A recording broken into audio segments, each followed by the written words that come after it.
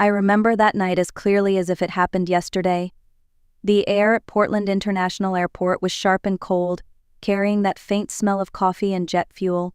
I had driven my daughter, Caroline, for what I believed would be just another business trip. Nothing seemed unusual. She looked confident, polished as always in her navy blazer, her rolling suitcase clicking softly across the tile. My grandson, Ethan, only 7 years old, clung to my hand the whole time.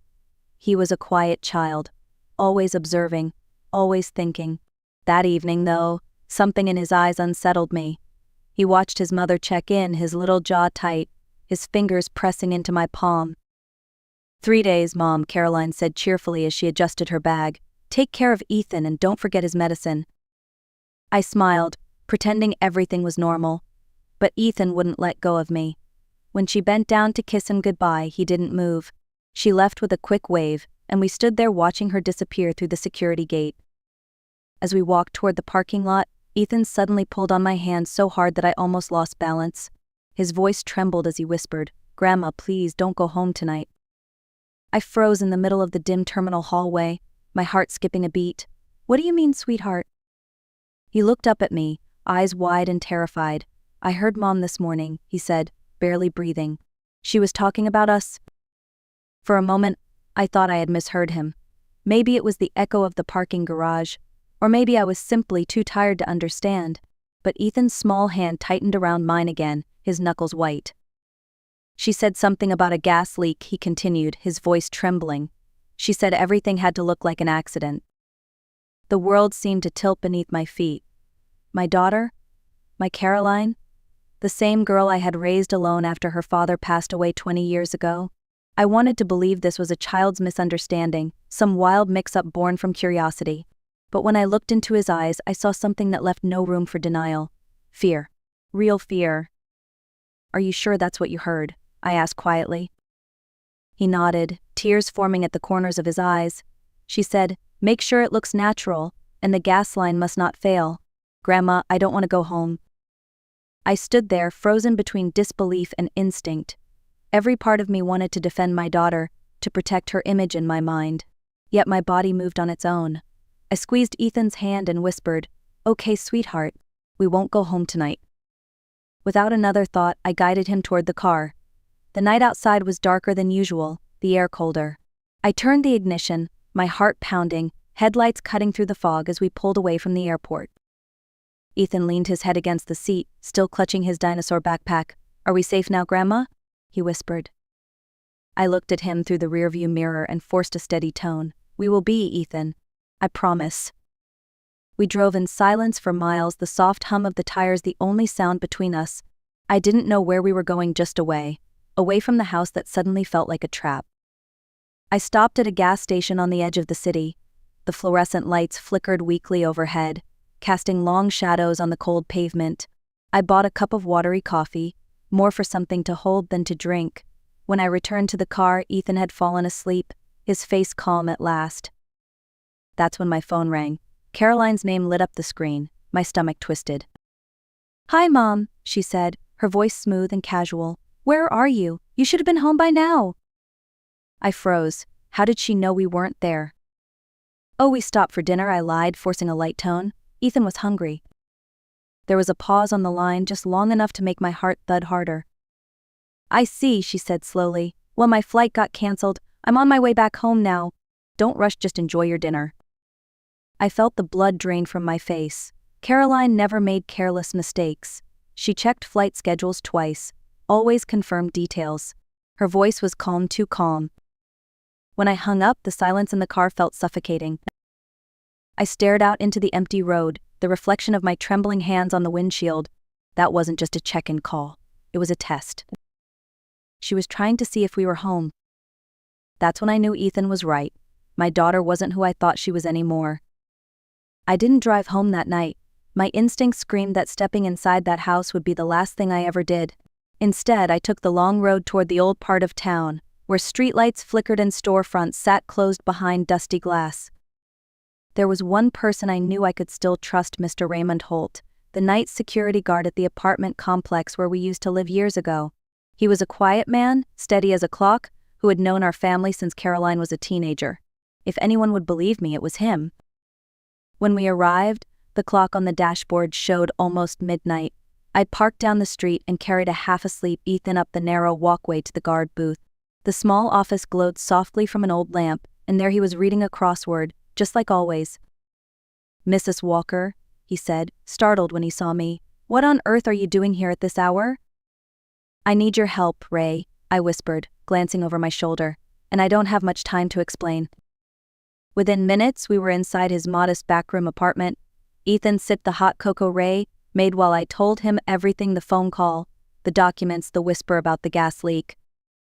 Ray listened silently, his brows furrowing deeper with every word. "Do you realize what you're saying, Eleanor?" he finally asked. "I do," I said, my voice shaking. "My daughter wants us dead, and I need to prove it before she tries again." Ray leaned back in his chair, his face pale beneath the dim yellow light. "Eleanor, if what you're saying is true, you can't go back there. You should call the police right now."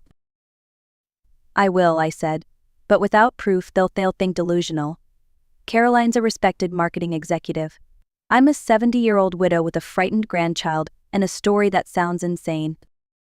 Ray rubbed a hand over his chin, nodding slowly. "So what are you planning to do?" "I need to go back," I whispered. "Just for a few minutes.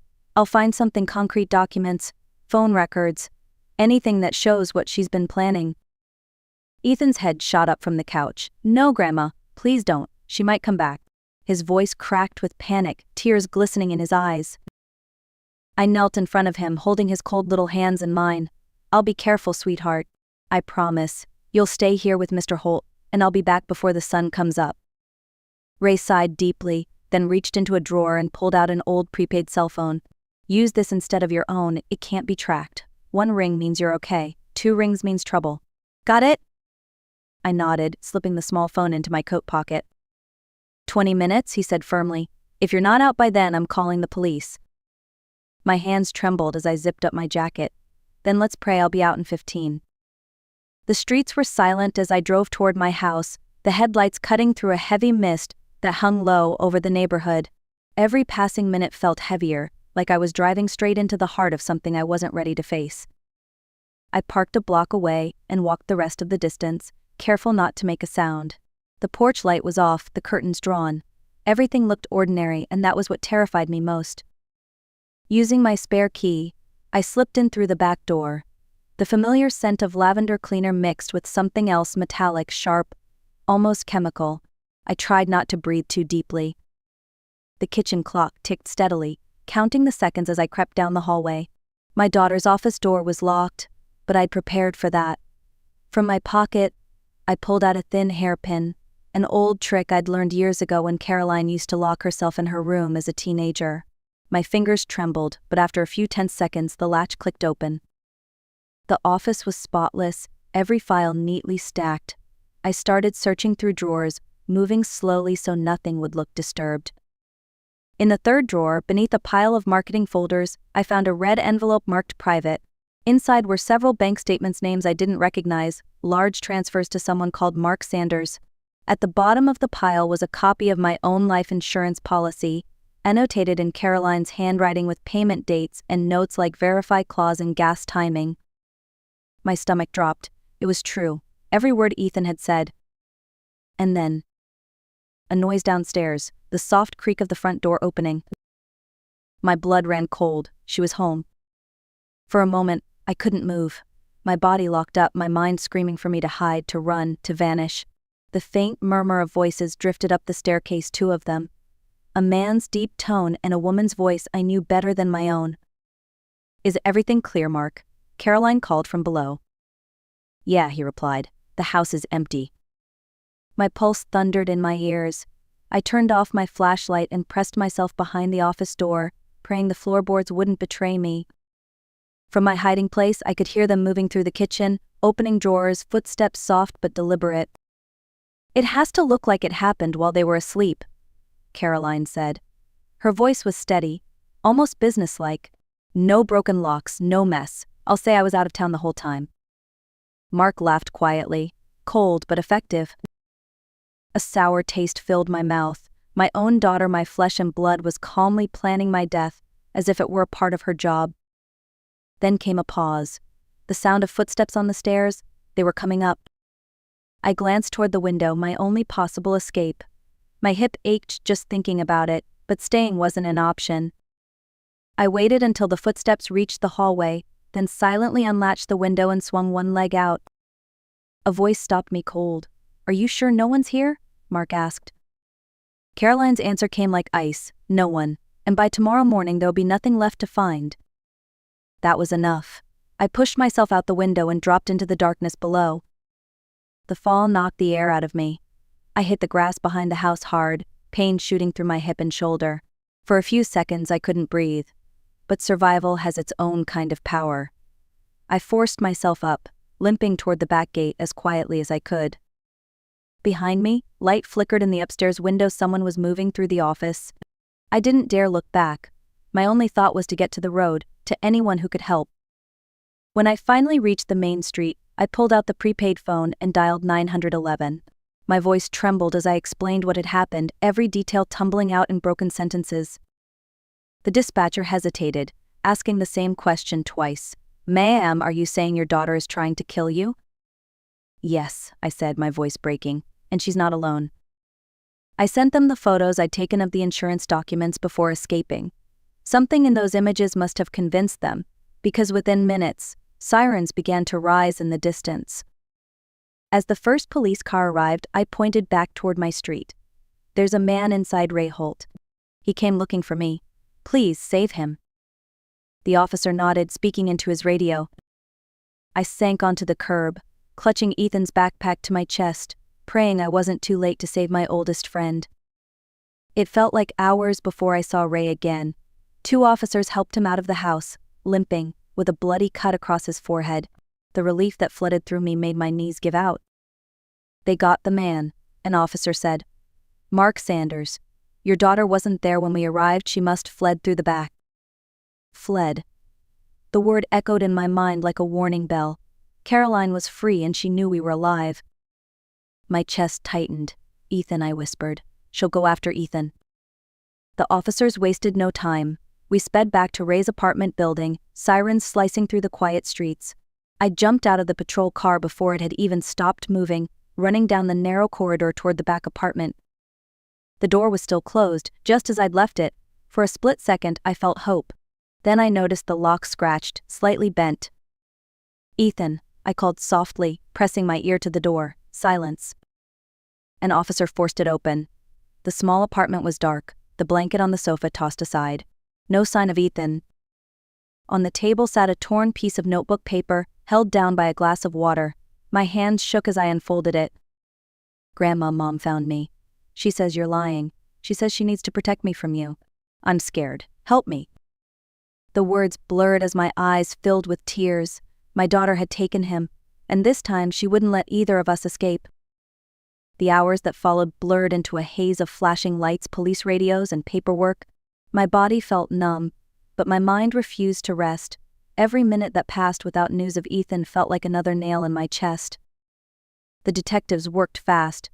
They placed alerts on every road leaving Portland, checked highway cameras, and even contacted airport security. But Caroline was clever. She had planned this for months, maybe years. Ray sat beside me at the precinct, his arm wrapped in gauze, his voice calm but firm. "He's a smart kid, Eleanor. He'll leave a sign." I wanted to believe that. I needed to. It was near dawn when my phone buzzed with an unknown number. My heart leapt. I answered instantly. "Grandma?" The tiny whisper nearly broke me. "It's me." "Ethan, oh thank God. Where are you, sweetheart? Are you hurt?" "I'm okay," he said softly. "Mom's asleep. We're at a house near a lake. I saw a sign. It said something like Lakeview Farm, mile 142. There's a barn behind it. I'm hiding there." I gestured wildly for the officers to start tracing the call. "Ethan, listen to me," I said as calmly as I could.